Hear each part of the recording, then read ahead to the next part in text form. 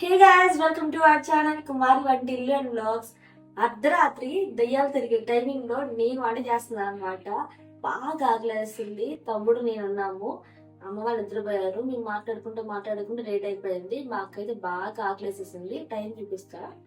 ఇప్పుడు టైం 12:25 అయింది అనమాట. టైం ఇప్పుడు బాగా ఆకలేస్తుంది. ఏముందని చూస్తే ఇదో ఈ మ్యాగీ ఒకటే ఉందన్నమాట.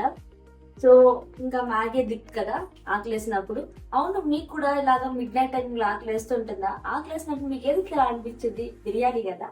సో ఏదైనా అంటే ముందు అదే దేవుడు ఇచ్చిన ప్రసాదం అనుకుంటారు. సో నాకైతే ఇప్పుడు ఇదే అనమాట పెద్ద ప్రసాదం.